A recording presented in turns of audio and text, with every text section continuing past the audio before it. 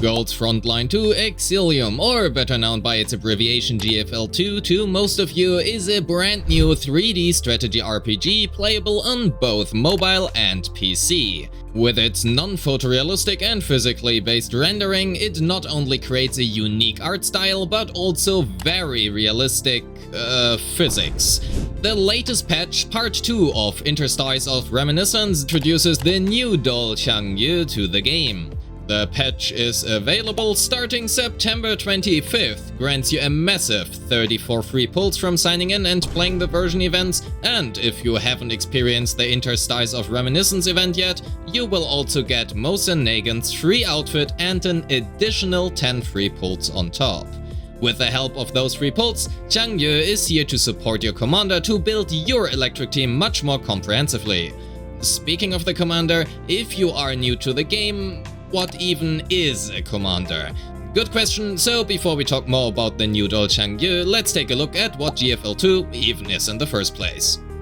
Just maybe you have never played GFL2 before, just like I didn't up until a few weeks ago. But as you might have noticed by the hashtag ad in the top left corner, this video is sponsored by GFL2, and that has been a perfect excuse for me to finally try the game. I procrastinated doing that for way too long anyway, but that also means that I can now help you out a little bit and tell you more about the game. GFL2, as already mentioned, is a 3D strategy turn-based RPG in which you take on the role of the commander, leading tactical dolts, or in short T-Dolls, through contaminated zones, battling enemies, and overcoming obstacles during missions. As the game progresses, you will uncover a variety of factions as well as the conspiracy lurking beneath the surface. And then you will be faced with a choice. What choice? Well, that's the game's plot, I will not tell you that one. To make sure you are not alone, however, the game also features a platoon system, which are essentially your guilds. And joining one will give you access to daily missions to earn reputation, which you can exchange for generous rewards. Each doll can also wield a weapon with a customizable 3D weapon system. You can inspect and view even their weapons from any angle. And they are meticulously crafted in full 3D, which is great because you can also showcase your weapons in the weapon gallery area. Speaking of inspecting from any angle already, the game also has a lot of other features, such as the fully 3D interactive refitting room and, of course, the dormitory, where you can closely observe and inspect the dolls you collected. Due to the PBR and NPR technologies, the characters are highly detailed, which makes for a stunning experience. This is also the part where I spend most of my time studying realistic textures and advanced shading and lighting for scientific purposes, that is, of course. But if I am not busy researching important and world-changing scientific matters, I am actually playing the gameplay of the game, which is the combat. To achieve victory, I will have to strategically deploy my selected dolls and leverage not only the terrain, but also the game's mechanics. Certain terrain features can provide cover for my dolls, and the maps are generally filled with various exploitable terrain and mechanics. This creates a very in-depth strategic element with a lot of replayability and also leaves a lot of room for optimization in gameplay. But if you are short on time, a 3x speed and auto mode exists as well. Since I am a new player, I will not only get Groza and Vepli for free, but I can also collect up to 120 free pulls, both by simply logging in and completing missions. And I need those because, not gonna lie, Jiangyu has a fantastic design and I just want her. So I want all the pulls I can get, which are also better known as targeted access permissions in GFL2. And fortunately, the new version does help me with that, albeit they are limited in availability. Signing in between September 25th and October 15th gives me a total of 10 pulls, and Almost Special Supply has been here since September 4th as well for yet another 10 free targeted access permissions. And because I am a simp for cool outfits, I'll do the tasks during the Aurora Shimmer event until October 15th as well, as that gives me the already aforementioned outfit for Mosen Nagin, the Siberian Slide. Beautiful name and also a beautiful skin. But again, all of these are only available until October 15th. from the Interstice of Reminiscence event, so make sure to claim them before they are gone. Starting today and lasting until October 15th, we also have 2 rate-up banners. The targeted procurement rate-up event for Jiangyu, again, that is the new hot doll right here, as well as the rerun banner for Springfield. Jiangyu is a support class doll who can significantly improve both the team's damage and survivability with the effects positive charge and negative charge, and she can expand chi to deal large amounts of stability damage. Staying true to the Chinese theme here, I like it. She obviously also doesn't come without her elite weapon, the Li Ping Tiger, an assault rifle with medium ammo that not only increases face damage dealt, but it does so permanently whenever you deal electric or face damage. And not only that, if you reach maximum stacks, it will also convert active physical attacks into electric damage, while also increasing set electric damage as well as the stability damage dealt. And that sounds pretty good to me, at least if you ask me.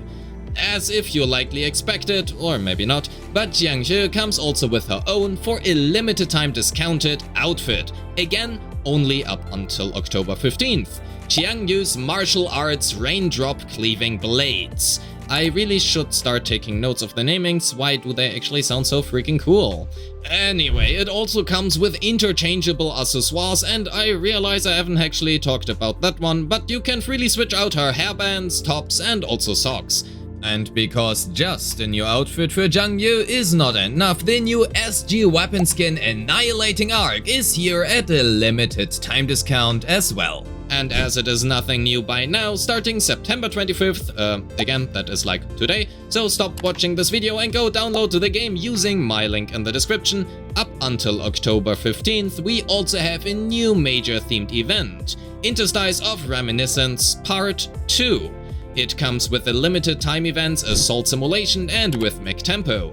Within Assault Simulation, you are required to select suitable dolls and weapons to eliminate enemies within a certain time window, and with Mech Tempo is, as the name might imply, a dance-focused game mode in which you can control your dolls to complete, well, dance moves. The brand new gameplay mode Face Clash, as well as a rotating, extremely challenging mode will be added to the peak value assessment, and yet again, to stay on theme, this extremely challenging mode is called Extreme Peak, just as its gameplay. Let's have a quick look at Face Clash. In this game mode, you want to upgrade the remolding pattern using various materials you gather while venturing deeper into the perilous zones, and doing so will then significantly boost adult space stats, as well as unlocking various powerful effects with special growth data. Every week, a new area with random elemental properties will become available as well, and you will need to adjust your team according to that. Wrong element in the team and boom! Or well, no boom in that case, your combat effectiveness will be reduced. But if the team's element matches, you will receive a damage bonus. Or in other words, make sure that you bring an electric team if the area's element is, well, electric. Speaking of areas, each area also has 4 floors, with each one providing crates containing the game mode's rewards, but fret not, most of the purple and orange quality crates are actually located in the first floor, which is great because that means you only need to explore said first floor to easily acquire most of the rewards and exploration score. If you reach a certain exploration level every week, you can then also claim a crate from which you can select orange rarity materials. Talk about being convenient. Said first floor also features a boss, and that one is guaranteed to drop an ovule growth data 5. Again, we need the growth data for unlocking the various powerful effects. We will also unlock a teleporter when reaching the boss room, so that is great. Can just simply teleport back here every week, which just simply saves a lot of time.